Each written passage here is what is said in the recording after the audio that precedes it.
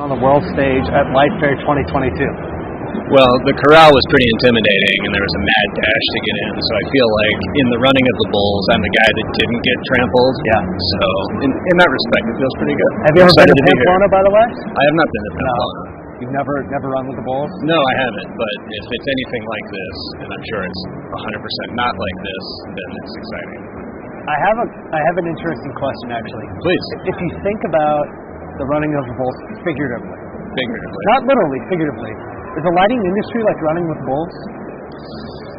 There's a lot of bull sometimes, and sometimes not so much bull. And you got to run around. It's a lot of running around. So figuratively, I guess it could be. And as a metaphor, everything's a race. Although the running of the bulls would be a lot more exciting in the dark. So maybe there is an interesting tie-in with light and its necessity. If you're getting just absolutely pulverized by bulls, right? Yeah. Most of the time you're getting absolutely pulverized. It's best if it's dark, just so you don't have to admit it. So think about this. Please. Running of the bulls, we're here, LightFair 2022. Do you remember the first LightFair that you went to? I'm not going to remember the year because I don't have that kind of a brain, but it was definitely Las Vegas. Yeah. And that's got to be 15 years or so ago at least. Okay. Maybe 16 years ago. But I do. It was pretty exciting at that point, to sort of see it all. When was the last time you actually went to LightFair, though? The last LightFair I believe that I went to was in Philadelphia. Yeah, definitely all pre-COVID and the time that has now been forgotten. But kind of crazy, right? Yeah, it's hard to remember the exact dates, but it was LightFair in Philadelphia, which was a good event. Went to the one in San Diego as well. I'm not sure which of those was first. But it's been a long time since San Diego than Philly. Yeah, and it's been a long time since I was back here for this show in Vegas. It's kind of fun to be here too. It is. Yeah, especially from Los Angeles. It's just a short hop. It's a nice. You fly or drive here? Flew. Yeah, it's just close enough to make you remember that you have a car, and then far enough to say yes, a 45-minute flight is 100% better. All right, that's awesome. Well, the topic of today is lit conversations. Conversations. Really, the entire goal of what we're doing is bringing people from the industry onto this platform to talk just a little bit more about what we think matters. Yeah. And what we think matters is actually what our community tells us. We want to listen, but we kind of just want to get down and dirty. So, I don't need any fancy-dancy PC comments here. I want to know. Tell me a little bit about what's going on. You have started a new company called Chromatic. Yes. It's a new lighting design firm in Los Angeles, and your focus isn't maybe necessarily traditional in the sense that you're just a lighting designer.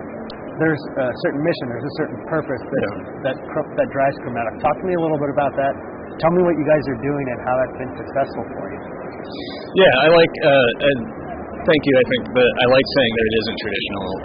So I started Chromatic about a year ago with Lauren Dandridge, my business partner, and the idea of it came about from, we are in this industry, we are of this industry, we're experts at what we do in this lighting thing, and there's all of these other challenges in the world, and can we apply one to the other? It's really the idea of, if anything's going to get better, we have to do what our grandfathers taught us, which was to take care of your corner of the shop. And lighting is our corner of the shop. Lighting is where we spend all of our days. It's where we spend our expertise. It's where we touch the most lives, and we deal with the most people on a regular basis. And so for us, it was really important to try to join those big ideas that we had and try to tackle the ills of the world as best you can do that within, the place we have to be from 9 to 5. You have to be there. You might as well make it count for something as well. And I think there's a really beautiful symmetry in what we do as lighting designers because it's so inherently human, right? I always like to tell people that the building doesn't care if it has lights. It's the people that are going to be in that space, the people that are going to be in that building that need to use that space, that want to feel a certain way, that want to exist and have an experience. That's what you're doing the lighting design for. Absent people, we don't exist. This trade show doesn't exist. These products don't exist. And because of that, there's a really nice symmetry with doing this thing that's so human and so inherently for and of people, and then using that influence and that experience to try to make people's lives a little bit better. And when you think about the people and making their lives better, there's so much more that goes into that, right? I know you guys have a focus on really creating diversity not only in your approach to lighting design, but also bringing diversity into this industry. Talk to me a little bit about what you guys are doing there. I don't think it's a stretch to say that there is room for improvement on the diversity front in most industries, a lot of industries, but I think particularly in this industry. And when any group of people, professional or otherwise, don't necessarily match the group of people that exist in this country or in this world, there's an imbalance. Excuse me. And I think that the one will only be made better by the other. I think that bringing more voices is never a bad thing. Bringing new voices or different voices is never a bad thing. And I don't think it's a zero-sum game where bringing in new folks or different folks takes away from other folks.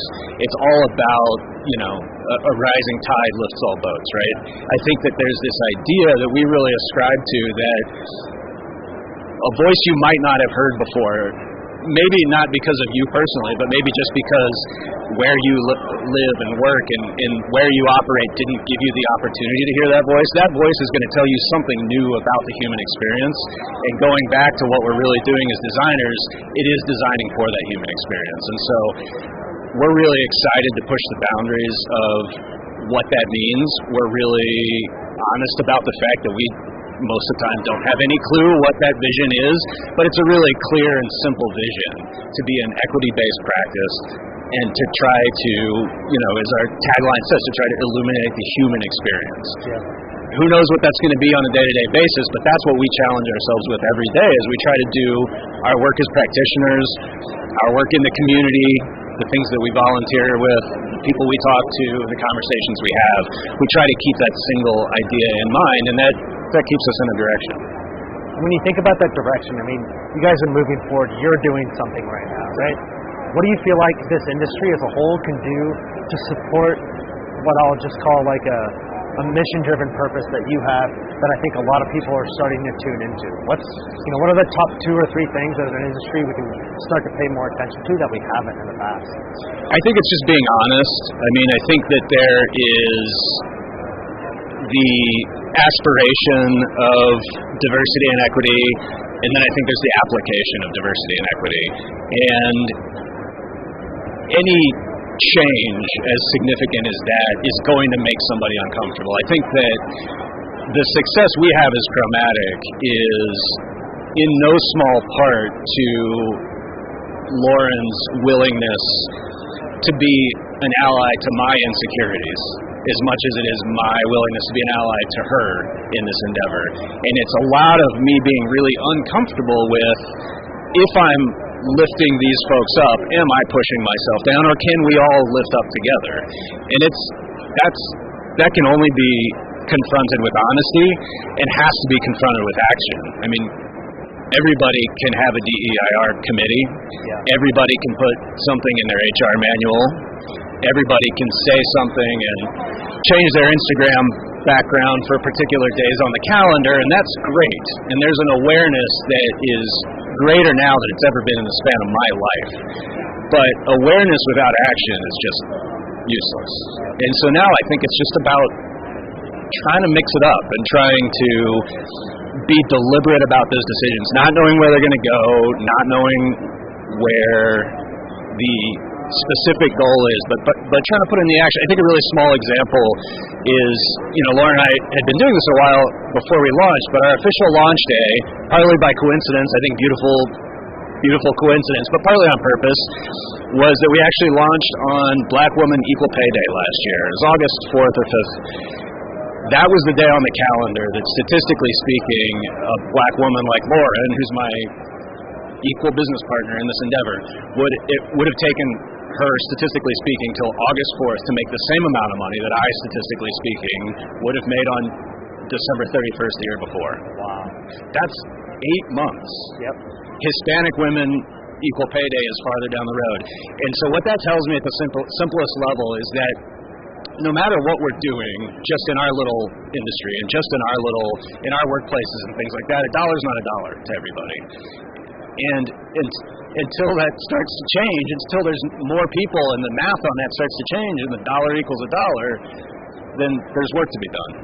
So, and really what we have to do is we have to not only acknowledge this, but we have to sit down and look at it.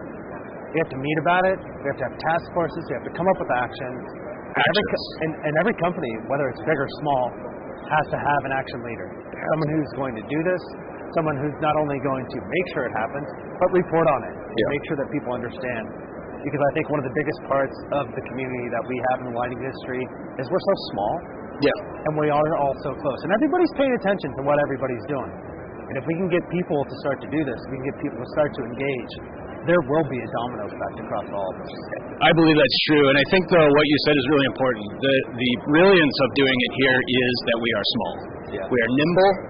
We are also, the lighting is ubiquitous. So it's something that's small, and it's a small ship that's easy to change tack, and it's something that's in every space that people are in. So if you think about that as a power opportunity, something that can change course quickly, that can implement ideas and actions quickly, but that literally touches everybody's lives. That is a huge opportunity to take a bite out of this apple that's really important. And when we get, Lauren and I get such positive response to these ideas, and this isn't a criticism of the industry, but it's usually from folks outside the industry, because they have two thoughts, like, I hear what you're saying, diversity is important, that kind of stuff, and then lighting. I never thought about lighting. I need lighting everywhere. Yeah. Everything's got, and so they have these sort of like double realization that not only are these folks talking about something smart, not only these people have some good motivations and good ideas, but like, oh crap, every place has lights. There's lights everywhere. So this is a real thing. And I think that that's a really interesting opportunity for power. Again, if you're not taking care of your corner of the shop, what are you doing? This is where we live and work. We should take care of it. But there's a big chance to move the needle here, I think. I think you guys are doing it. I think, to put it lightly, it's lit. It's lit. This whole FireDen is about having lit conversations. I like that. I like being lit. I like getting into the details and the weeds. I got one last question for you. Please. What else is lit in your life? What else is lit? Oh, I don't know. But right now, my life is starting this business. But, other than that, we made it through COVID. Everybody's healthy. I got a family. I live in Southern California. I got a great business partner. I mean, the whole thing's pretty lit. I'd agree. Nick, good luck with everything. Thanks for joining us. Appreciate it. See you, man. Take care. Cheers. That was great. That was awesome. You see that guy with the headphones nodding? Yeah. Was that a this? Yeah. That's a this. Not too much of this kind of thing. Not too much. It's awesome, man. Thank you so much. I appreciate it. Can we get a couple photos? Please. I know Lauren took a couple, but I like. I'm gonna get a selfie and then I'll let you take your own. Get in here.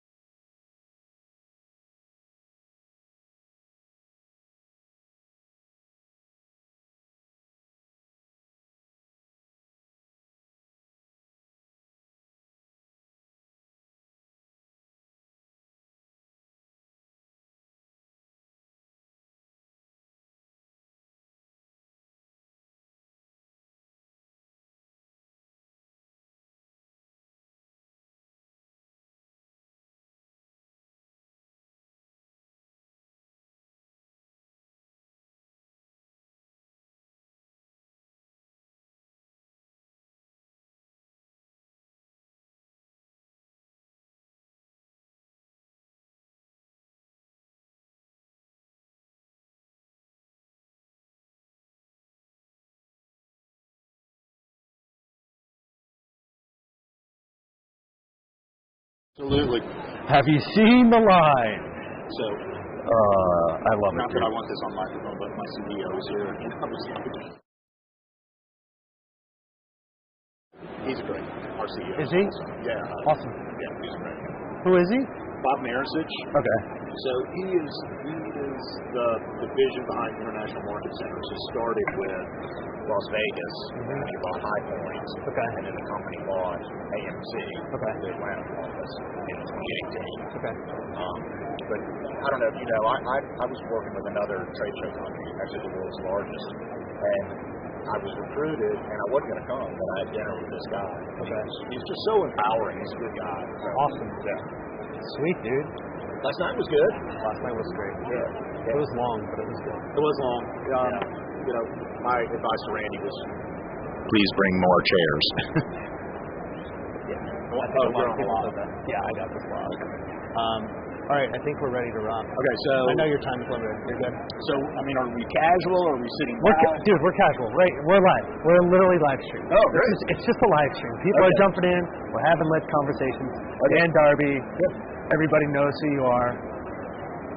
Okay.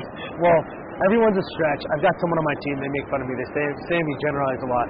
You don't know everyone, and everyone doesn't know who you are. Right. But Dan, you are the show director here. I am the show director. Probably everyone knows my name. Most people definitely know your name. Most people know your good-looking face too, because your headshot's everywhere these days. I have a great marketing team. You happen to be sitting in the middle of what has been the first 30 minutes of an absolutely, it sounds like pretty incredible. I mean, you walked over here to me and you said, "Have you seen the line?"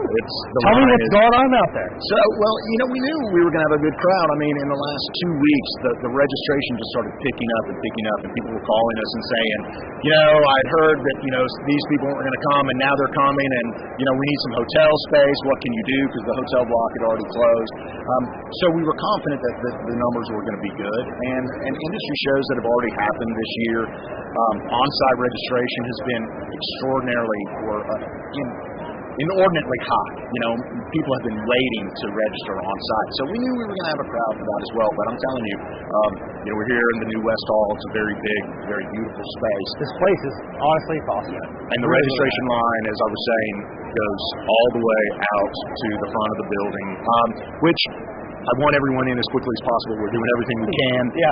But it's a high-class problem to have, you know. I mean, I got to give you credit. Like, we walked in this morning, there are people everywhere.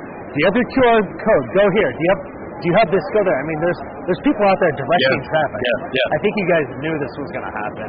I think one of the most exciting things for me is, you know, LightFair is kind of like a pilgrimage. I don't know if people have referred to it that way, but I think of it as a pilgrimage. Like, you don't always get there, but when you get there, it means something that's really special. And this industry, this lighting community that's so tight-knit, has kind of been looking for its next pilgrimage out of the pandemic. You guys did something amazing, and you put on a show and kind of defied all odds last year in New York City. People weren't really sure what was going to happen, why it was happening, if people were going to show up. I was there. You were there. There was 3,000, 4,000, 5,000 people there. There's going to be 10,000 people at this show. Tell me what you're most excited about. Tell me what's new at this show this year. Well, I'll tell you what I'm most excited about is that we're able to build on the momentum of October. Like you said, I mean, it was a challenging show to have it in New York City. You know, vaccination required, of course, masks required, and everything. And you know, we had to constantly keep everyone updated on the government stipulations, state, federal, local, and we did pull it off. And this is just a momentum that's been building. And you know, looking around, like you said, it's a community, and everyone's excited to be here. Last night, you know, you and I were saying we were at the National Lighting Bureaus or Edison Reports, Lifetime Achievement Awards. The community, just the camaraderie that was there. What am I most excited about? We've got more on-floor education events. Of course, we always have our 5-day institute, which is one of the hallmarks. Education is one of the hallmarks of LightFair. But we have special events on the show floor, new areas. The collective is twice the size it was last year. We're hoping it'll be twice the size in New York in May 23. Tell everybody a little bit more about the collective and where that idea came from. The collective is a exclusive area for corporations for manufacturers that are either IALD, LIRC, or IES sustaining members. So obviously IALD, IES, two of the association owners of the show. And so this is a benefit to those corporate partners who put in to the associations. So it's a turnkey package, it's a low rate, and you can only be in it 2 years because there's so many people that we want to have the opportunity to be in that space. I mean, you guys are you're learning, right? Yeah. Everybody's learning so much right now. There's always questions about, where are people going to see? We have all these weird words in our vocabulary, like, it's an in-person meeting. Like, we didn't used to say that stuff. Like, it's a virtual trade show. It's a distinction because, these things that we didn't used to talk about, we're now talking about all the time. I feel like everybody's kind of just saying, hey, like, I'm going to LightFair, and everybody knows what that means. What does it mean to you to know that, the LightFair brand not only is there, but it stands strong. It stands for something, and there's all these people here to see it, to be a part of it. Well, this is our 32nd year. The show has been the tried and true industry gathering place for that whole time. And I'll tell you personally, I'm just really excited to be a part of this brand and to be a part of guiding it into its next evolution of what it's going to be. Trade shows are evolving. People post-pandemic, they're more particular on their time. They want more experiences, and we're trying to think of those opportunities here, deliver experiences. So they not only learn, they not only can find product, but they also have fun. I always tell people a trade show, it's a show. It's supposed to be fun, and we want people to have fun. We want people to really enjoy themselves when they come. And I think that's what's important, right? It's all about the experience. I think it's awesome that you guys are not only looking at that, you're evaluating it, and you keep trying new things. Yeah. I mean, I see things on this show floor that were in New York. I know there were things in New York that aren't on the show floor. Like, you're going to continue to evolve. Right. I love it. I'm so excited for you guys. Yeah. I'm going to sit here for most of LightFair and catch up with people because, honestly, it's fun. Yeah. But I'll walk around. I'll check it all out. Is there anything else that you want to share about not only, like, where we're at today, but, what it looks like for the future? I know you guys announced your docket. Yeah. You're telling everyone where we're going next. Yeah. Like, as you look forward, what's the big thing on Dan's mind? Well, the next big thing will be May 23rd to 25th in New York City. All of our manufacturers will get their appointments for space selection. Their appointments they'll get next Monday. We don't stop. Yeah. The show ends on Thursday. We start the next week with the next show. And to your point, we're always thinking, what can we do better? How can we improve? Because at the end of the day, we want everyone to be happy and come back. I think that's probably one thing most people don't think about. LightFair to them is like maybe a 2 or 3 day experience. For you guys, it's a full-time job. It's a full-time job, and it's kind of funny. I always tell people I'm pretty good at landscaping because I can always envision what things are going to look like in the future. Yeah. Because for me, I'm at the 2022 show, but I'm kind of at the 24 show because I know what I need to do 2 years from now when we're back in Las Vegas. So, you're always thinking ahead. You are always thinking. Dan, it's all about lit conversations in the FireDen. So my only other question for you is, what else is lit in your life? What else is what? What else is lit in your life? What else is lit in my life? I'll tell you. I'll tell you what I'm excited about personally right now. I just bought 10 acres of property in North Carolina. No way. Looks at the mountains, and I will actually take a little break after the show, and I'm going to go look at my mountains. That's awesome. Well, congratulations. Yeah. Enjoy all that. Yeah. Enjoy the show. Thanks for catching up with us. We'll talk to you soon. Yeah, man. Thanks, Sam. See ya.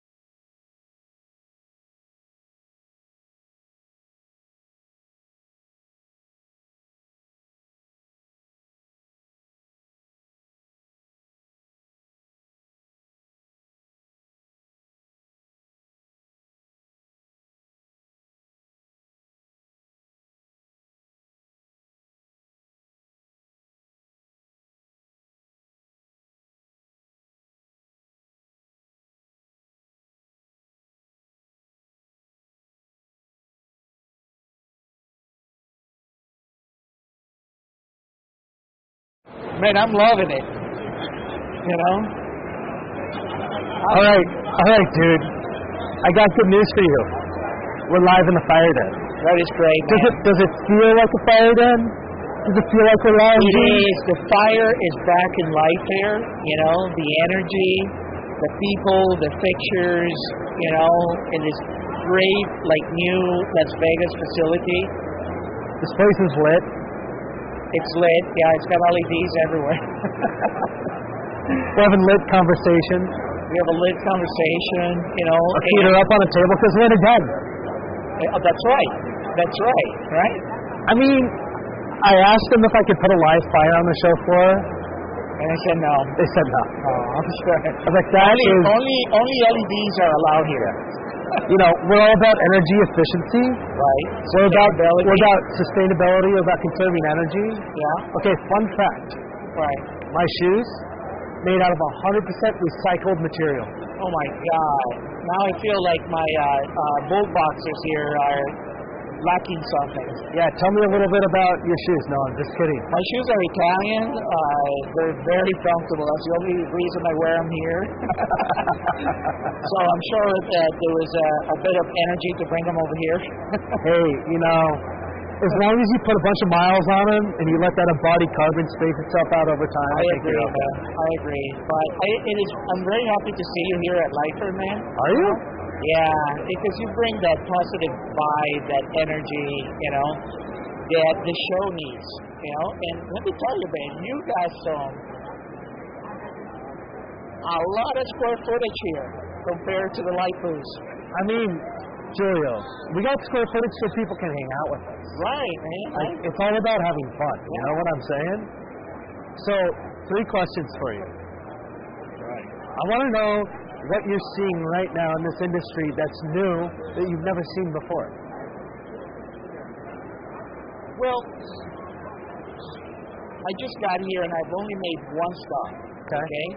But I can tell you right now that I'm starting to see a lot of these big LED screens that are more affordable, probably very energy efficient, and people are starting to really play with the idea that we're going to have big luminous surfaces, you know, cladding the walls and the ceiling, or maybe even the floor, you know. So that's one thing that I just kind of saw as I walked in. Okay. Literally, this is my second stop. This is your second stop? I was at you know, visiting Greg at Blackjack Lighting, and then I saw Light Time. I said, okay, that's my second stop. Nice. That's awesome. But what else are you excited to see while you're here?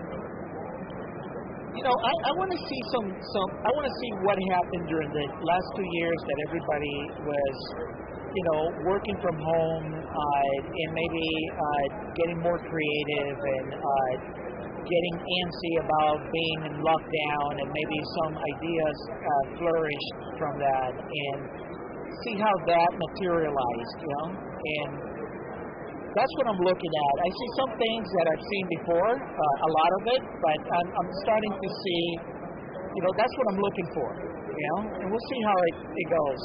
I got a whole day here, so and I'm leaving at 7, so I got to kind of make my stops quick. You do have to make your stops quick. Yeah. Do you have like a plan? Do you have a map? Are you going to be like hiding behind booths, like dodging people so you can get to everything? Or are you just going to be like, I'm going to let the wind take me wherever it takes me? Well, I have a strategy that the minute I engage with people, like, okay, let's talk, socialize, I keep it 5 minutes and move on. I got stuck in Greg's booth for about 25 minutes. Yeah. Because people kept coming in, and so, but I mean, that's the fun part of LightFair, right? Seeing people again and interacting, and you know, I saw, you know, for example, there's people that have left lighting design companies to form their own lighting company, and that's kind of exciting to see more, you know, design firms being established, and the founders are like well armed because they work for very reputable lighting design firms. So like when you put 2 people together that, you know, they've worked respectively with big firms, and then establish their own. They're kind of set for success if they play their cards right. You know? So there's people who are mixing things up. I think so, yeah. And and you know that's. I mean, nothing's been mixed up in the last couple of years, so you know. Right. We just had a little pause. You know, we might as well just change everything while we're at it, right? Right, exactly. I mean, let's go back to the drafting board and make it happen, right? I mean, maybe the only thing that can remain constant is LEDs. Yeah. Everything else can change. I hear you there. Okay, 2 more questions. The first thing I want to know is there one person you hope you run into here that you haven't seen in a while? That I haven't seen in a while that I've run into. Well, I have to say all my colleagues from the ILD, all the lighting designers that are passionate as we are, I'm hoping to run into them.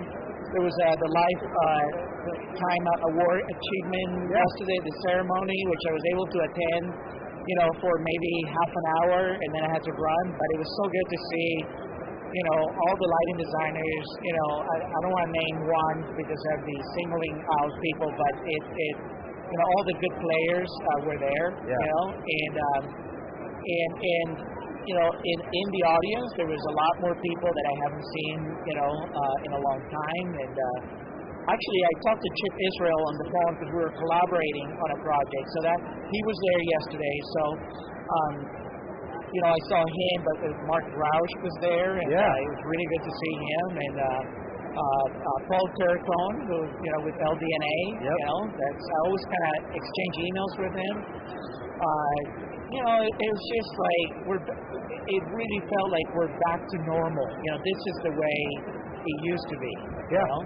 And I think people are eager. People are eager to let's reconnect. Let's discuss, how our industry is doing. So there's something about being around your friends and being able to spend a special time together to energize yourself, right? I feel like as an industry, we deserve to get together every once in a while to hang out, to catch up, to remind ourselves. I was thinking last night, there's all this work we do, but when we're here, nobody's talking about work. Nobody's talking about what they're doing. Everybody's just hanging out, and they're I kind of paused. I was at that Lifetime Achievement Award ceremony last night, and I paused and I looked around the room, and I was like, damn, everybody here is badass, and everybody works really hard. And right now, they're not doing any of that. They're just here because they want to be here, because it's fun to be here, because everybody gets something very unique out of it. And it's it's kind of hard to describe, but it's also very special at the same time. Yeah, it is. It's that sort of human connection, We dig in a little bit into, the trends, what kind of projects are you seeing, what are you working on, but that discussion almost becomes secondary, with the sort of human connection being taken a priority. So. It's just like a chance to reconnect, like you said. Yeah. All right, last thing I got to know, Giulio. What else is lit in your life right now? Wow, man. I think my kids light up my life every day, they sort of keep me going every day, whether it's outdoors, playing basketball, or, going to art classes. That is sort of the other light of my life, Yeah, I totally get it. And I'll tell you what's lit nicely in my house these days is over the pandemic I was able to install dimmers, in my house and put dim to warm light bulbs. So it's kind of nice that at night I can sit on my couch drinking a glass of wine and I dim, the lighting and it turns warm and that sort of gives me peace, and establishes a mood, I freaking love it, man. That's so awesome. I saw your little girl, man, on that photo you sent me. Oh my gosh, she's gorgeous. I mean, gorgeous. She lights up my life. Yeah. 5 months old, super happy, super awesome. You're a lucky man, she's gorgeous. She's got energy in her eyes, and you guys look really good together. Thanks, Giulio. Wait until she turns 2. You're gonna be drooling over her, you know, because she's gonna say, "Daddy, take me out." Wait till she turns 15. Yeah, man. Then she won't want anything to do with me. No, you'll be, you know, Dad. You know, I like you, but I need to go out with my friends. Dad, I like you, but can I borrow the keys to the car? Exactly. Dad, I like you, but I have plans tonight. Yeah. It's like, you know, my daughter has a debit card so that I don't have to give her cash. Okay. And she'll call me, she'll go out, and she said, you know, Daddy, hi, how are you? I said, Daddy, I'm here with my friends. Can you give me $20 so I can eat, you know, something? I said, okay, honey, I'll deposit in a minute. Okay, Daddy, I love you. That's the best part of my day, you know? And you're going to see that with yours. You'll see I'm so pumped up, man. It's so good to see you. Come here. Good, man. I'm very happy to see it right now, dude. You know, it was time, you know? It was time. So awesome.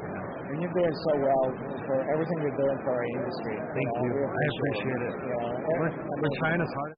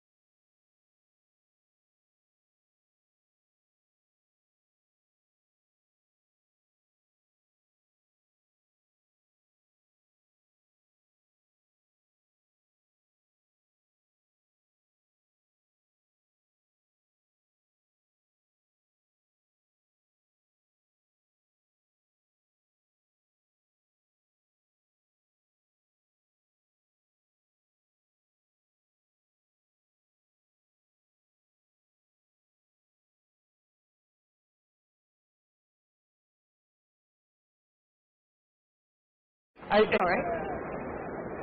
Midory, Sam. say hello to the world. Hello.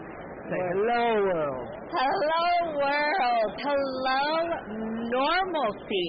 Tell the world where you are. I'm at LightFair 2022. Sam and I have been messaging back the last 2 years, back and forth. Made it. And we finally get to meet after so long. I wonder what this moment would be like if we had to wait an extra 2 years. Oh, wait, we already did that.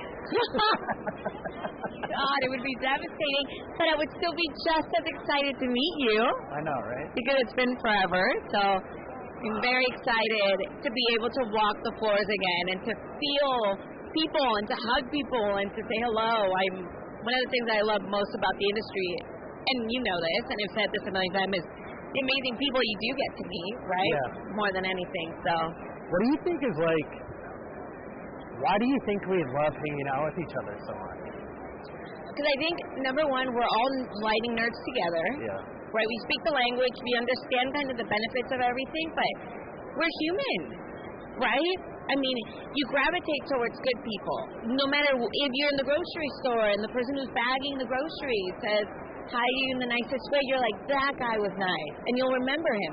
And I think it's similar no matter what industry you are, including lighting design. So. Whoa. 12 o'clock. Whoa. God, is that you? Is that God? Is there a lighting God? Can we pause for a second? Who's lighting God? Oh my goodness. I want to know whose that voice it is. Right? Can I borrow that? Even Rosen. Can I borrow that microphone? Come to the FireDen. If you start rapping, yes. So I'm just excited. I'm so excited to be here. I think it's so cool that we all get to see each other. Yeah. I think it's cool that we get a chance to kind of remember how much this community loves each other. 100%. And I think it's good to also see a lot of people we've never seen before, you know? Completely. Like, in the virtual world, we've kind of compartmentalized ourselves into, like, maybe keeping in touch with who we know, maybe reaching out, meeting a couple new people, but, like, this forces us back into the world of, like, we'll get to know everyone. We'll get to know them tomorrow, you know? I know. Which I like, too, because for me, you know, if you've been in the industry for a while, you already know people, right? Yeah. And so you're walking around, you're like, hey, how are you? Hey, who are you? But we have to think back about also, like, the newer generations that are coming in. Lighting designers who have not met anybody, right? And so when I first started, I was blessed where my boss walked me around LightFair, and I got to meet a lot of the amazing friends that I have today. But there's a lot of people who haven't even gotten that opportunity. So right now, there's people walking down the hallways intimidated by so many people that they don't know, and to think like, oh, okay, like that was us, you know, 12 years ago, but now they finally get to come out, you know, out of this COVID bubble and to meet people, right? To embrace each other, to hug each other. Yeah. Like, I'm a hugger, right? I am. I'm a hugger. I'm a high fiver. Yes. I'm a people person. And just being able to see people, it's like, it's kind of a dream, you know? It is. It is. And it's a dream to finally meet you, which I'm very excited about. I know, it's incredible. It is incredible. And what you are doing is incredible. You know, I've been I mean, I think you came at the perfect time, right? Where we were all stuck at home, where all we had was technology in our hands. Yeah. And this came up, right? And you're like, okay, all right, well, I'm at home and I can still learn about lighting.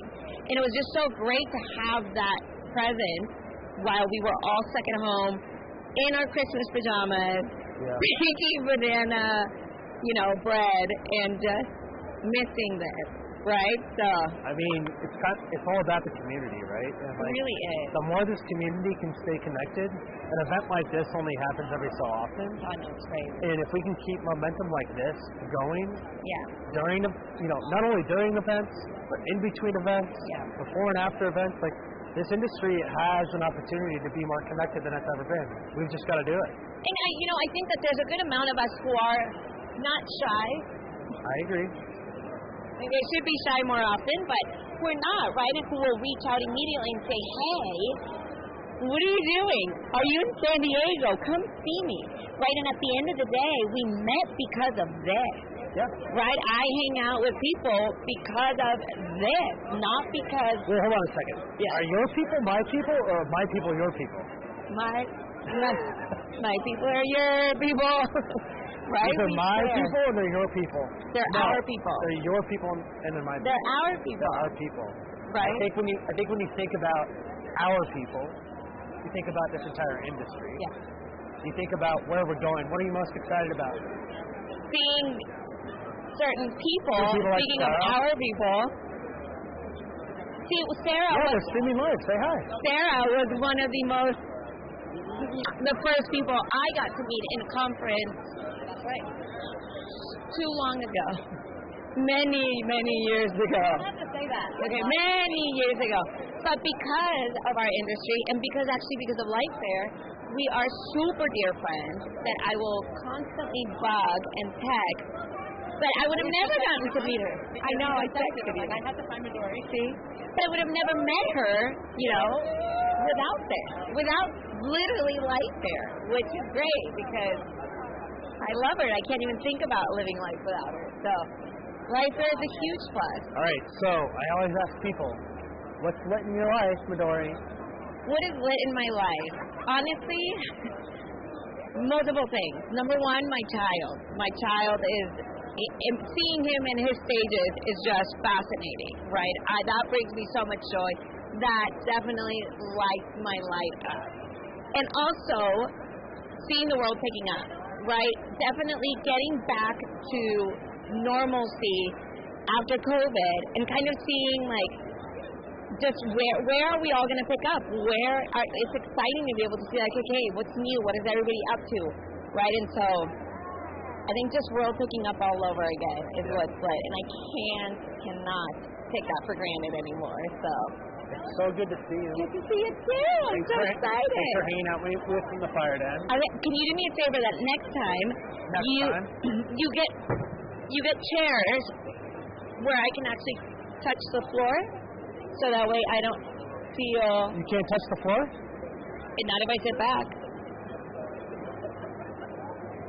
I think you could. No? Okay. So, Next maybe year. footrests? I think a Maybe- nice massage would be Maybe great. footrest, ice chest, and massages. Perfect. Done. All right. Next year. Footrest, ice chest, and massages. That's it. It's not too much to ask for. So, We're good. bye everyone.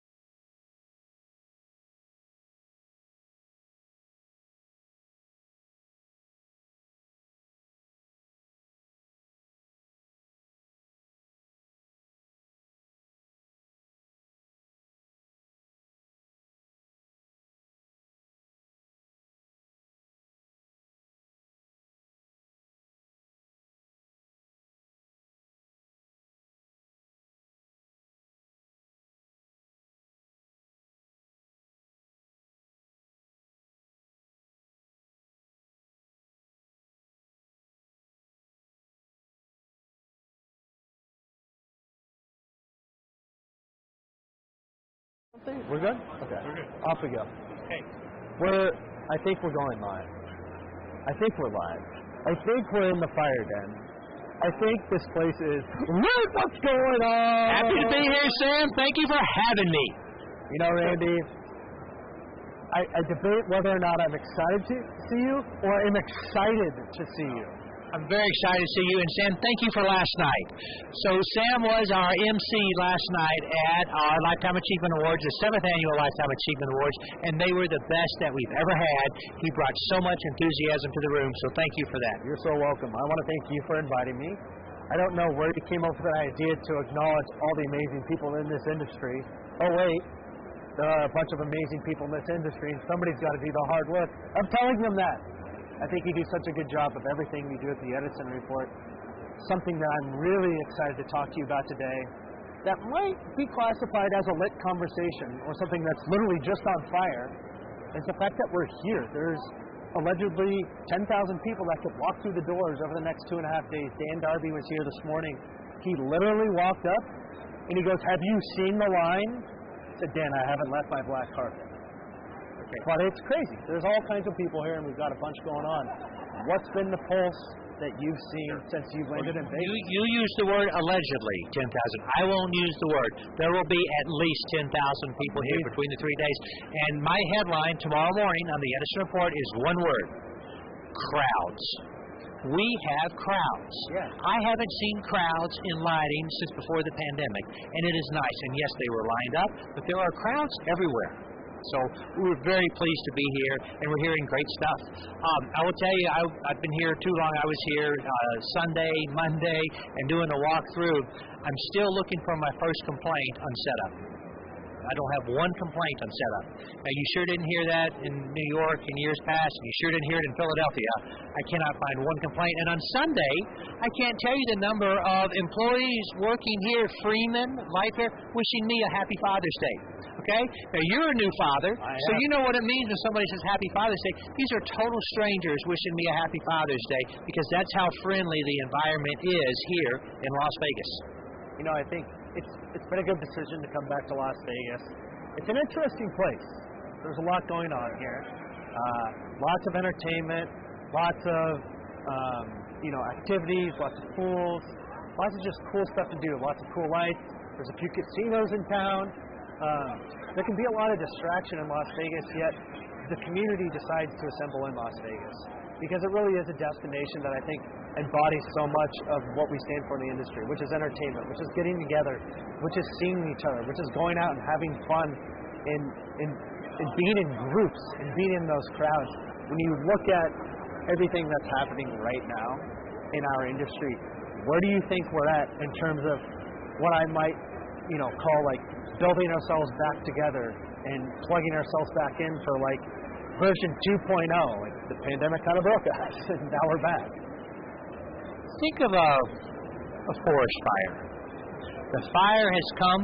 Yeah. It burned up a lot of stuff, and now new growth is occurring. So it's going to be different. It's going to be newer. One thing about LightFair is we don't see those gigantic booths that used to have their own zip code. And you see mid-sized companies with nice booths. You see big companies with small booths. You see small companies with big booths. So I do think it's more of a mixture. But let's talk a little bit about the industry, because the industry has had some issues. We've had lots of issues, and we're beginning to work through those issues, right? We're kind of beginning to get where we need to be, and now we've got a recession that's looming.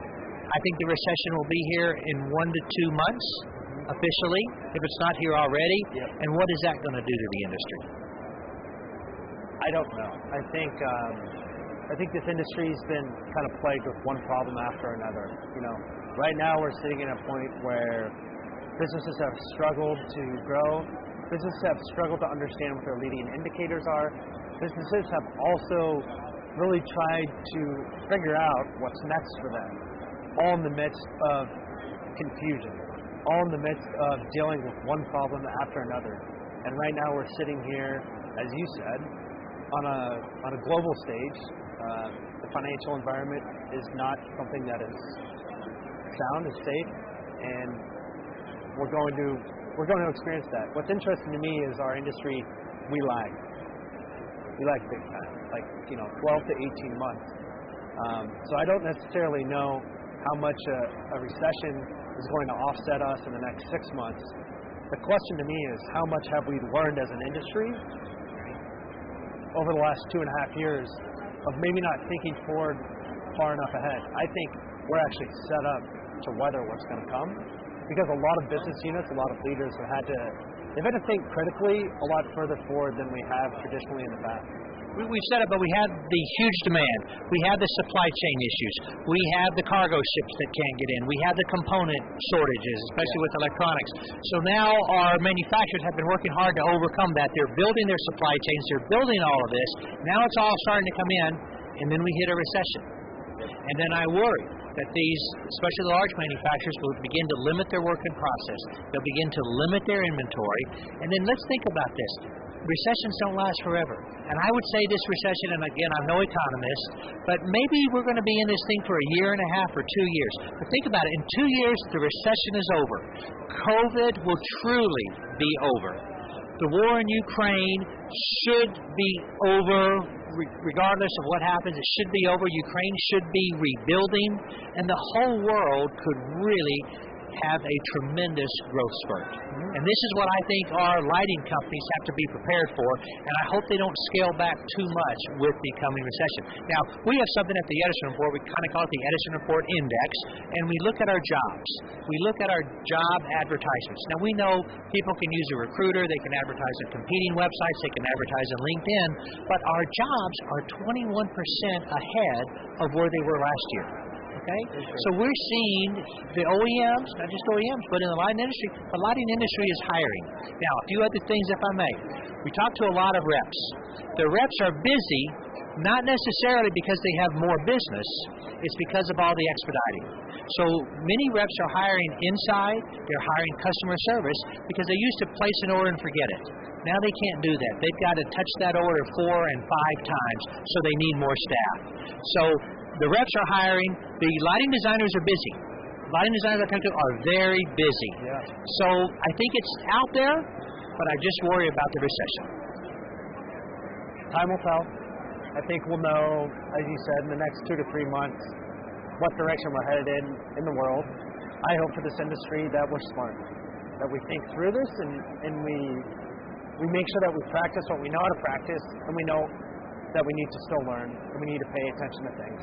When you look at the show, what do you think is going on at the show that's different? What are some of your maybe predictions or outcomes that you think we'll see from this? I'm seeing some new products that are exciting, and I will just tell you that one that comes to mind, and I've seen several. I'm an old ballast guy, and we're so proud because we could program a ballast using an RS-232 port, believe it or not. And I was at the lead bands booth, and they program it with their phone by tapping the ballast. Just like you're doing Apple Pay. It looks very similar to Apple Pay. The driver doesn't even have to be connected to power. So you can program it in the field. You can get whatever current you want. The distributor can do it, or the contractor can do it, just by tapping each driver. And I just found that to be incredible. We talk about simplicity, and I think that seems to be a theme through the exhibitors that I've talked to.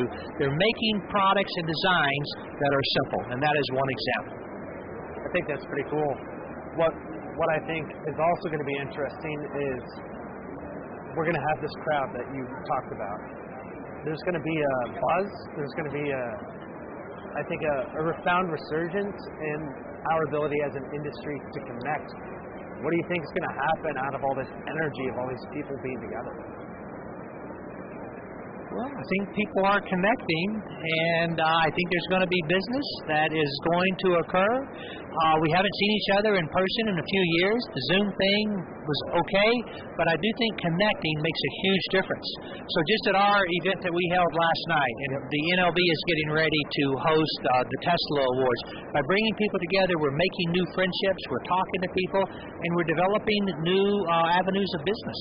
So it's not just, it's networking, but the end result will be more commerce, and that's what I like to see.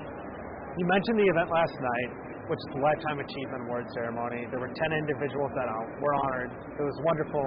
Tell us a little bit about the Tesla Awards and what's coming up here. So this is our third annual Tesla Awards, and again, we are giving awards to typically to lighting designers, but anybody can submit. A contractor, a rep, anyone can submit, but we're giving awards for very interesting lighting jobs. And what the judges look for, not just the prettiest pictures, not somebody who hired a drone to take pictures or images of it. We're looking for collaboration.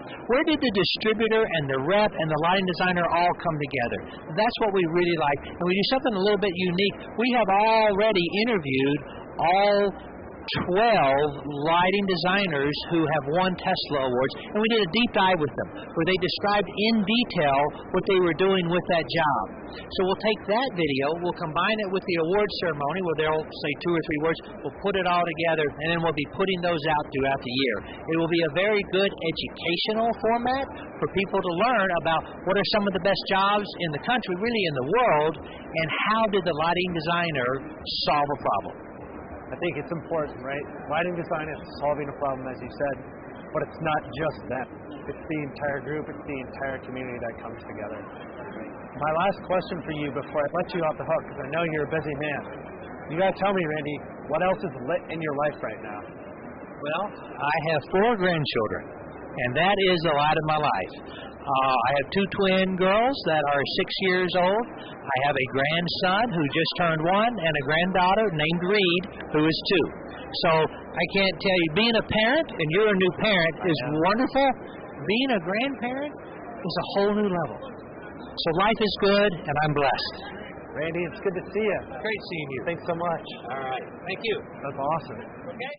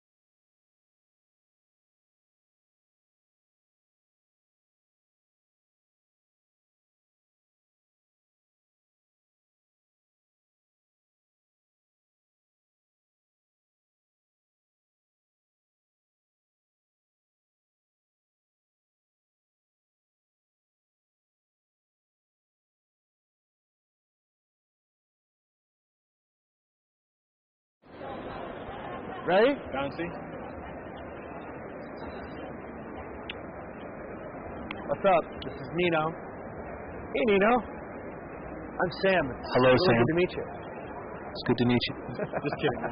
Woo! Super cool. Hey, you know, we're still kind of in this post-COVID era. Okay. I saw you coughing over there. Just a little bit. Yeah, I'm just kidding. Well, I coughed into my hand, and then I figure if I push it back into my face, it totally works. Yeah, right? that's typically how that works. Okay. Nino, I'm making COVID jokes because you are in the middle of this entire industry. You're a rep. Yes. You're sitting down at LightFair while you should be walking around talking to people, entertaining people, because it's important. It's important to talk about what's happened. Sure. We're in the FireDen. We're about to get lit. Are you ready for this? Yeah, let's get lit. So I have just a couple questions for you, but primarily I'm really curious to know. You're in California, specifically based in the San Francisco Bay Area, Correct. where the economic impacts of the pandemic have been largely felt and hit. The way that California went about locking down the state, all the regulations, everything else vastly altered your business. Yes. What it meant to be a rep. Tell me a little bit about, not necessarily that, but what the last 6 months have been like as things have started to change. Where are you guys at today? So right now, I'd best describe it as we're at a hurry up and wait stage. So we have some clients who fully open their doors, they're fully back in the office. Others who are still very much full remote, and some who have varying schedules, right? So as a rep, it makes it that much more difficult because I may only be able to go see one of my clients on Mondays, and another one is Wednesdays from 10 to 2. So to juggle schedules and juggle manufacturers who are also our clients becomes very difficult, and we need to come up with different ways to get the information out there to our clients. As you look at, people are opening back up, they're letting you in, has there been any sort of change in the way that when you show up, what you show up for or what you do? So we show up, and now it's not just show up and kind of shoot the breeze with the clients and, how was your weekend? What are you doing? It is very much purposeful. And me and my group, we at least try to make it a point to not show up unless we have something to show or something to say, something to help with, those types of things. It's more purposeful visits than pre-COVID. We just show up with cookies and, hey, I brought you guys some cookies. What do you got going on? What can I help with? It works, right? Yeah. But it's definitely changed the way that we do business, and for the best in some ways, but for the worst in others. I mean, it's super interesting. Like, it's a relationship business, right? So much of this industry is built on who you know and who you can call and how you can get an answer. And this pandemic transformed everything. Right. It gave people better access to information in some cases. It proved that you don't need to be in front of someone to show up and do things. But what it also did was it reminded us that there are these moments when we really do want to be around our community, when we really do want to give back. Talk to me a little bit about ways you've found, new ways you found to engage in your community that aren't that traditional spec sales role that you're in today.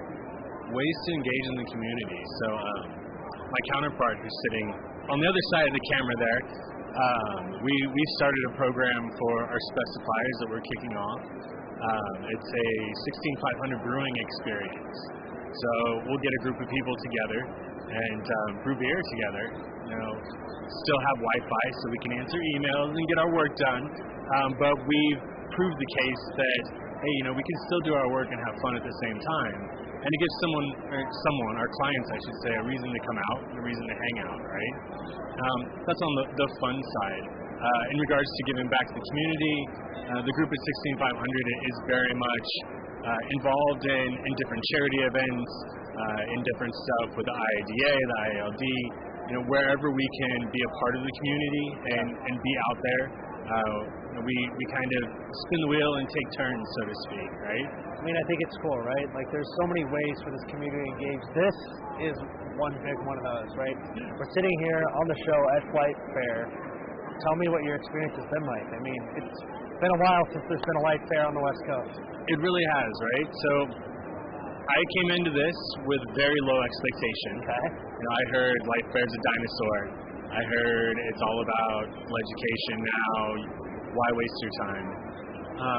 But it just is something that I had to see for myself. Yeah. I feel like it was a lot more than what I expected. It's definitely smaller than what it was, but to understand that it's starting back up and ramping back up, I think that it could become what it was once before. It's just going to take a little time to get there.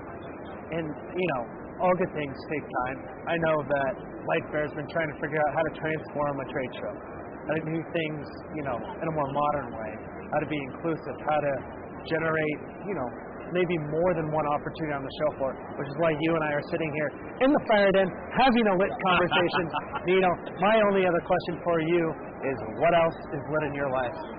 What else is what? Lit in your life. What else is lit in my life?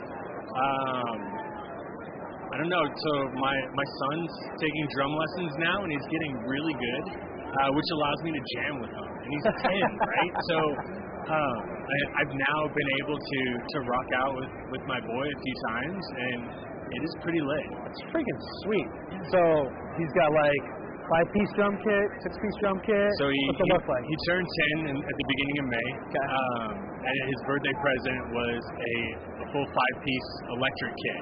Oh, sweet. Which is perfect for parents because headphones, right? Yeah. But I can still plug into the amplifier or a amplifier for him when we rock out. So you're playing the guitar, he's playing the drums.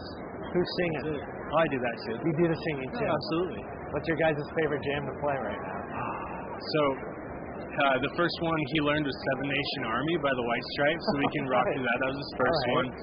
But he's been working on some punk tracks by Good Riddance, skate punk band from California. So we've been having some fun with both of those. Well, enjoy the show. Go back and have some more fun with your son. And send me a video of that. I want to see it. You got it, man. Thanks, Awesome. Nino. Thanks, Good to Sam. see you, dude. Good to see you. Yeah.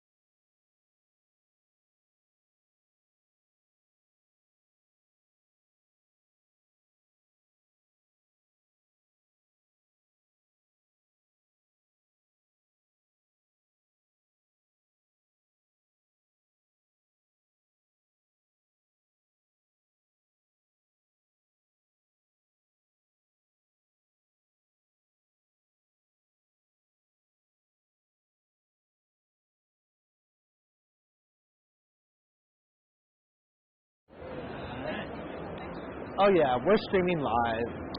We have a total of 0 viewers right now because everybody is here at LightFair. What's up, JP? Welcome to the FireDen. What's going on, man? How are you? I'm a father now, as you know. A father of 5 months. It's pretty much an incredible experience. I'd tell you all about it, but you have 2 of your own. Yeah. So I don't have to do that. I tell everybody who's listening all about it, but apparently being a dad's a cool thing, and a lot of people are into it these days. Did you hear that? I just heard a round of applause.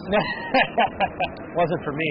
We're sitting over here in the designery at LightFair, which is a cool little space that they've curated with live presentations that kind of roll all afternoon, which are really exciting. But you're here in the FireDen, where it's time to get lit. Yeah. All right. Let's do it. I don't know what you're up to in Las Vegas because you're a New Yorker. Yeah. But something tells me it has to do with LightFair and lighting. How does it feel to be here?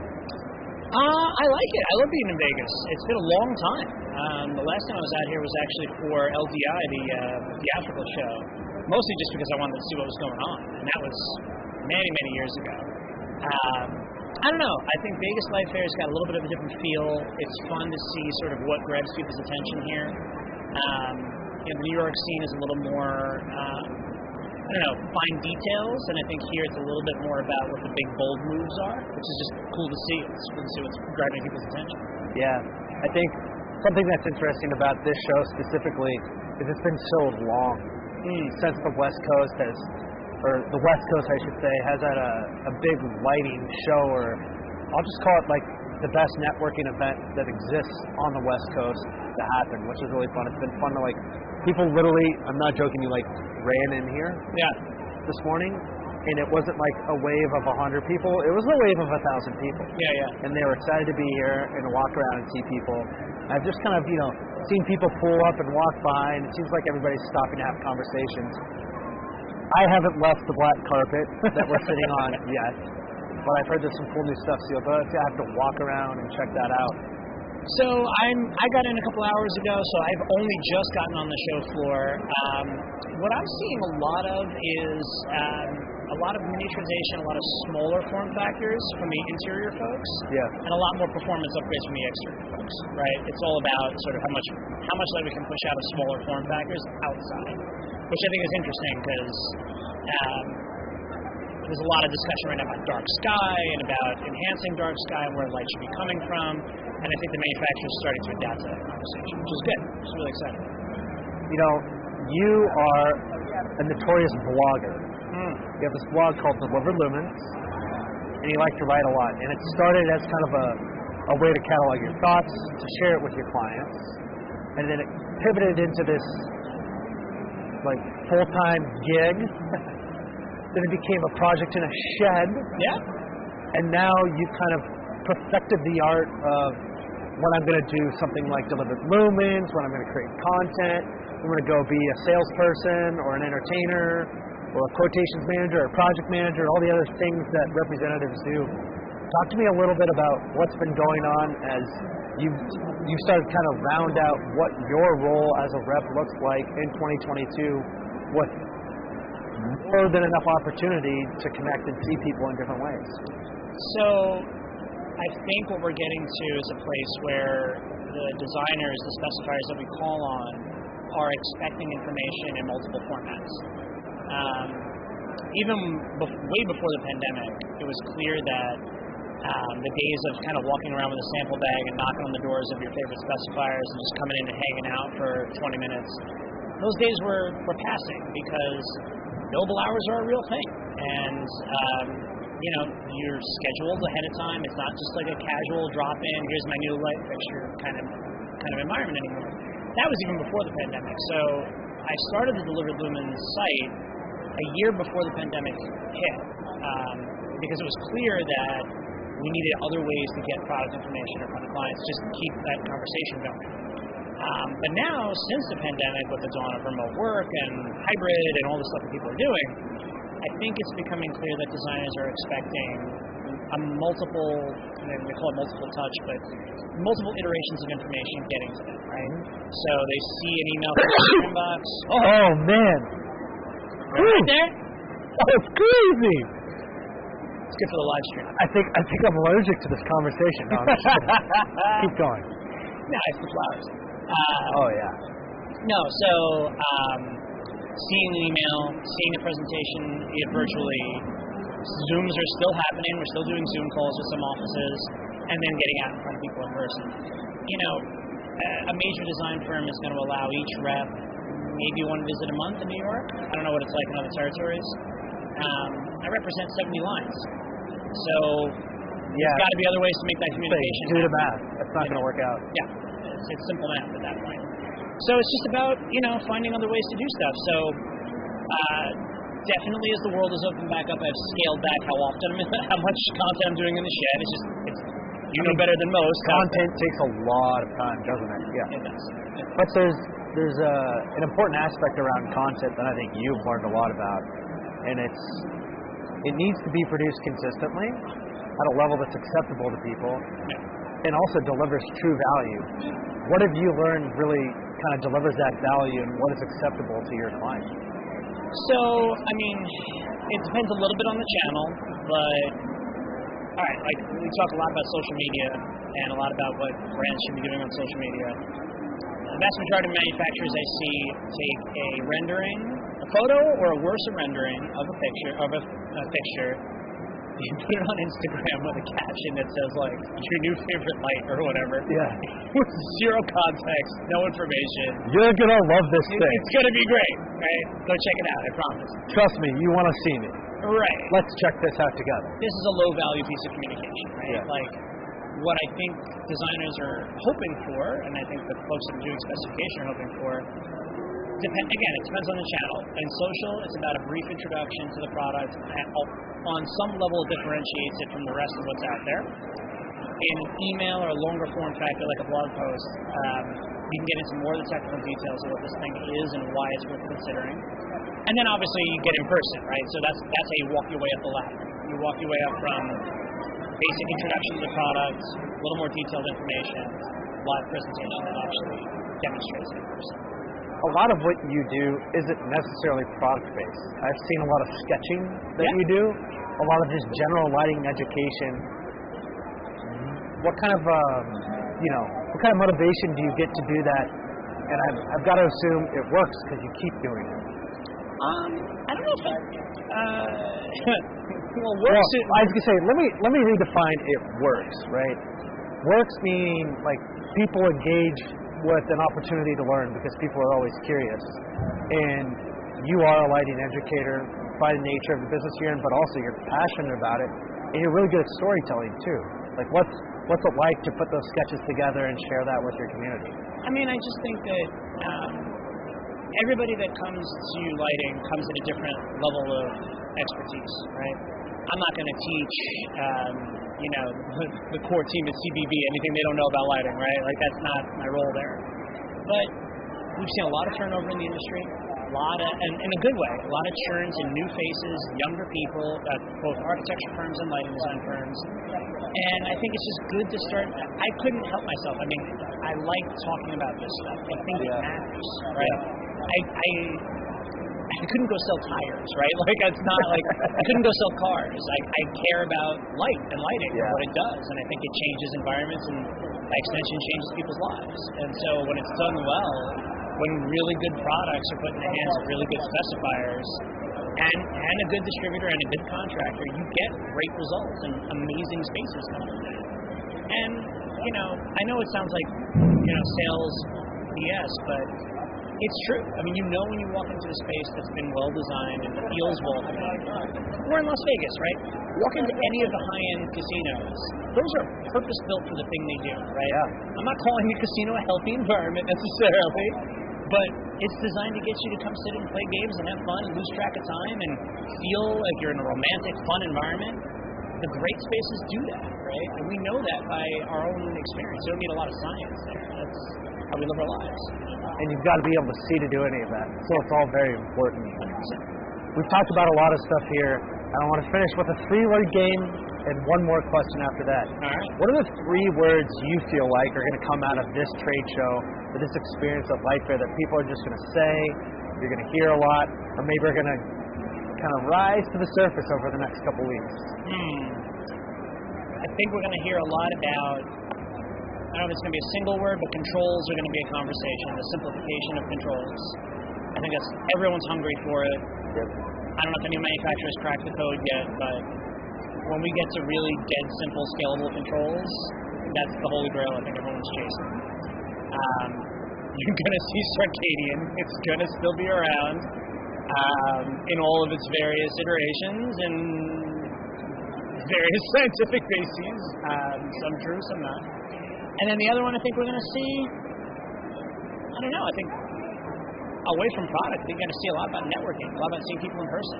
You know, you said it at the beginning, we came off of Leducation and the Lumen Awards in New York, which were two examples of people getting back together in person, and everyone really loved it.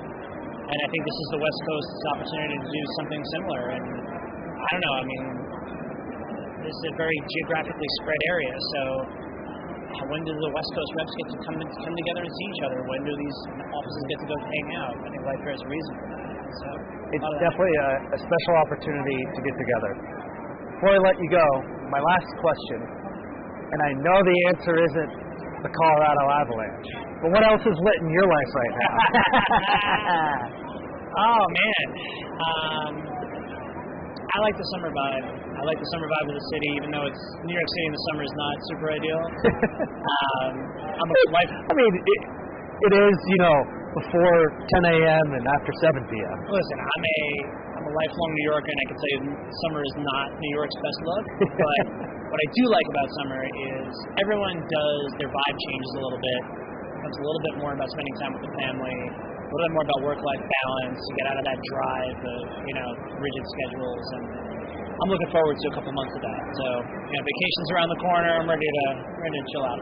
Where's vacation? We do just a simple beach house on the Jersey Shore. Nice. Skate, you know. Get out of the hustle. At least you'll see this with your daughter, but for me, my girls are still young enough that, like, just chilling out on the beach is great. You know, they're not quite at the age yet where they want to do something super adventurous. And that's pretty fun. Like, we'll soon be getting into, like, we got to go do a crazy thing for vacation. Like, we got to go over here. We got to make this happen. Right. I want to take this photo, Dad. Right. Yeah. Disney or Universal or that kind of stuff. Yeah. We did Disney this year. It was a lot of fun, but I'm ready for that. But that's not vacation. That's a trip. It's a totally different thing. Sweet. So you're saying there's like 3 categories, because I've been told, you know, there's, as a parent, there's vacation. Yeah. There's vacation. And then you're saying vacation. So I categorize it as vacations and trips. Okay. And when there's a regimented schedule of things that you need to do, it is a trip. That's a trip. Yeah, that's a trip. When there's an app from a major corporation telling you all the attractions that you need to see for that day, that is 100% a trip. That's 100% a trip. All right, fair enough. Yeah, so duly noted. Open beach for multiple days where no real agenda's on the calendar, that's vacation. That's a vacation. Awesome. Well, it's good to see you, man. Good to see you. Enjoy your vacation. Enjoy being in Las Vegas. I'll see you on the Strip. Yeah, I'll be around. I'll see you in those romantic casinos. Absolutely. Yeah. We'll, you know, lose money together. Yeah, I mean, that's what we do, right? we come to play in the fire, have late conversations, and die in the den. There you go. Nice. Good to see you, buddy. All right. Good to see you, buddy.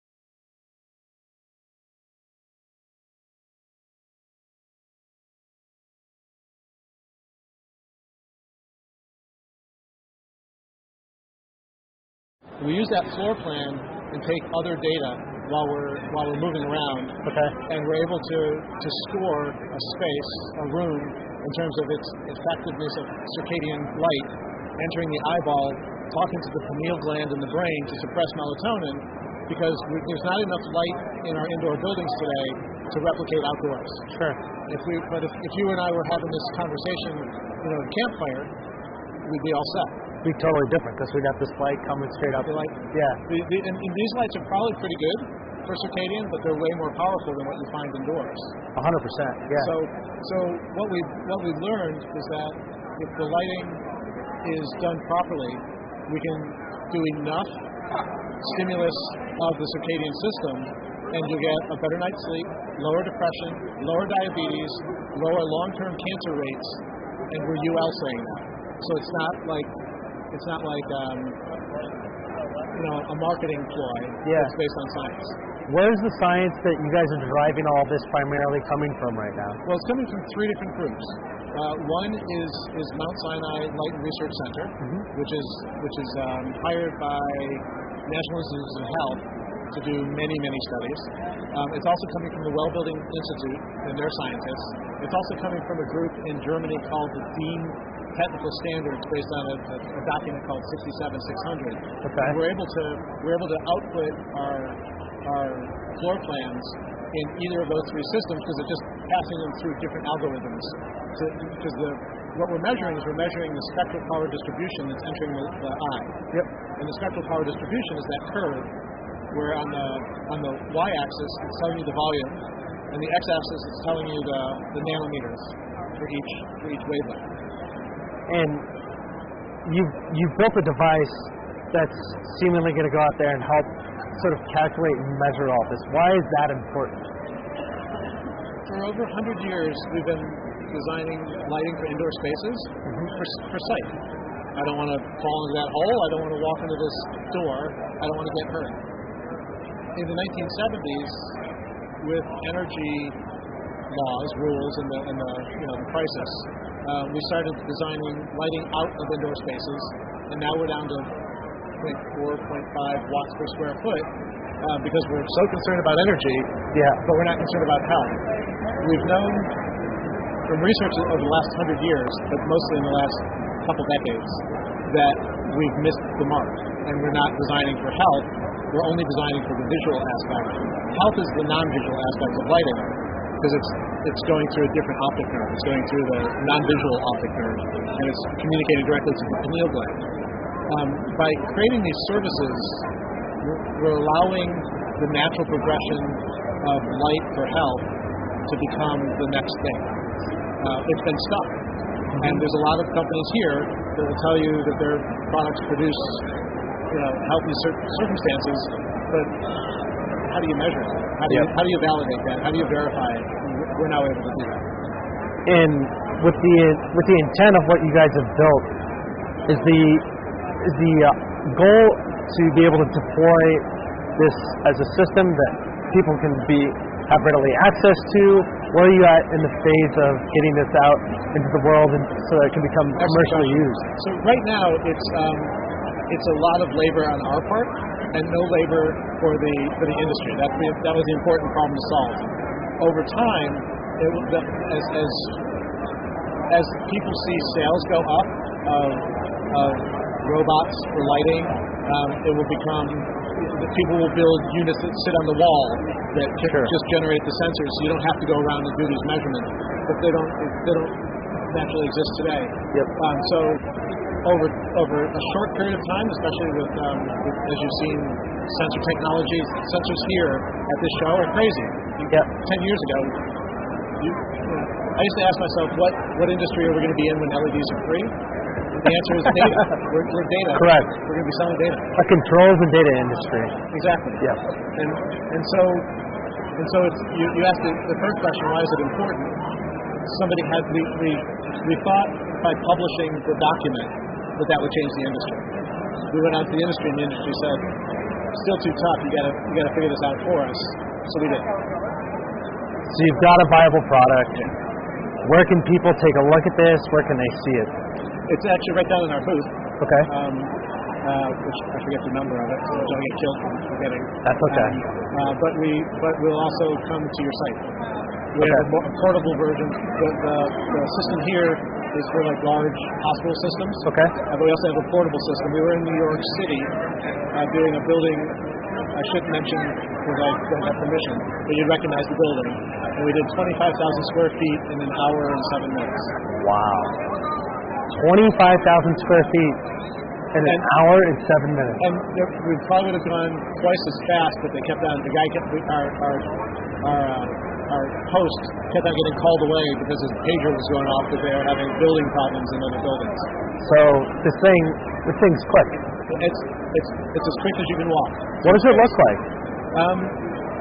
Well, the base unit has circular lights going around. Then there's a pole. Okay. And the pole has all these mounted sensors on it. And then sticking out of the top is a GoPro 360 camera. Got it. Because there's going to be cases where lighting designers say, I don't understand why the light is high here. I don't understand why the lighting is low there. I want to go into that part of the space. Can you take me there? They'll be able to double click on the map and do a panoramic view and look all the way around and go, oh, that skylight wasn't in the floor plan. Yep. Now I understand where the light's coming from.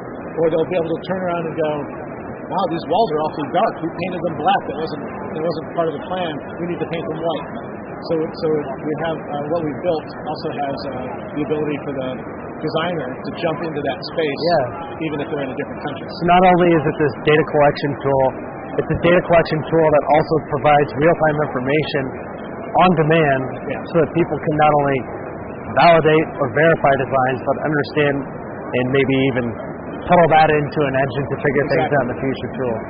That's really cool. Congratulations on the development. What's the robot's name, by the way? Dolly. Dolly? It got named by the receptionist at this building that I can't mention. And she said, I know that robot has a female name, right? And I go, absolutely. I never thought of it. And she said, what's its name? And I look down and I'm looking at the Dolly. Yeah. That we move around on. I go, its name is Dolly. And she goes, I love it. So it's named That's Dolly. awesome. Well, congratulations on Dolly. I'll have to come down and check it out. It's pretty cool. Thanks for joining us in the FireDen. I'd say this is a pretty lit conversation, and I appreciate it, Adam. Absolutely. Talk to you soon. Thank you. Thank you. I appreciate it. Awesome. Thank you so much. Was that that was the interview? Yeah, you're good. No, you're good. We're just streaming live. Oh, cool. It's very casual. I hear you. I appreciate it. We also have a second service that we're not quite announcing, but it's probably good for people to know about. What is it? We built a Circadian lab at one of our laboratories, and manufacturers of light fixtures will be able to send their fixture to our lab, and we'll install it in our Circadian room. It has an 80% reflective ceiling, a 50% reflective wall, and a 20% reflective floor. It starts to sound like a CAD room, except it's built. We'll install one fixture, either in the ceiling, or in the wall, or on the desk, and we'll do a circadian reading of that fixture. Oh, that's cool. And we'll come up with it's a simulation of sorts. It's not a simulation. It's an actual. That's the fun part. Measurement. It's an actual measurement that you would expect from UL, and this fixture, a wall sconce, for example, you'll be able to compare it to all the other wall sconces, and lighting designers will be able to use our parametric search tool and be able to say, I'm looking for a fixture that has a high circadian score and a low glare score. And we'll be able to have 10,000, 50,000 of these fixtures in our parametric search tool, and a lighting designer looking for a particular ceiling fixture, a wall fixture, or a desk lamp will be able to look for exactly what they're looking for. We'll also have lumens per watt and all the things you'd expect it to have. But nobody's ever scored a fixture on a circadian scoring level. And we can report it for either circadian stimulus, for the well-building standard, or for DIN spec, which is a European standard by the German group DIN, technical specification based on something called 67600. And we'll be able to report out all three of them depending on which one So it's baseline for everything essentially, so people can start to compare things as well, right? And you guys are building this lab, or we're completing it? We'll be done next week. if people will be able to send things in and get it tested. We'll be able to get quotes in within a month. That's awesome. Yeah. That's huge. And you're the first to hear about it. Really? Yeah, absolutely. That's amazing. I got permission to speak about it for this podcast. That's awesome. But we're being otherwise very quiet about it. But Okay. I guess your podcast isn't so quiet, right? Oh, we'll see. We'll see about that. That's really cool, actually. You guys, so we're doing this as a stream right now. It would be really interesting to probably record a formal podcast with you guys about this. Yeah. Where are you looking? We're in Denver. Are you ever in Denver? I fly all over the country. You can come to Denver? AGI 32 is out in Denver, right? They are. And Yeah. and all of our services are envisioned to be able to be imported into the CAD programs like AGI 32 in the U.S. So I think that's the biggest question. Have you guys developed this in conjunction with anyone in the design community? The whole design community has been involved. In fact, were there any like specific individuals that were involved in it? not that I could mention without their permission first, but we are working with IALD. Okay. And we're working with some of the world's foremost circadian design specialists. Okay. I guess I can mention. No, I shouldn't. Yeah, don't worry about it. Yeah. I'm just thinking about because it'd be great if we could have you come to Denver to record a podcast on this topic. You know, provide a little bit of background, kind of behind the problem statement.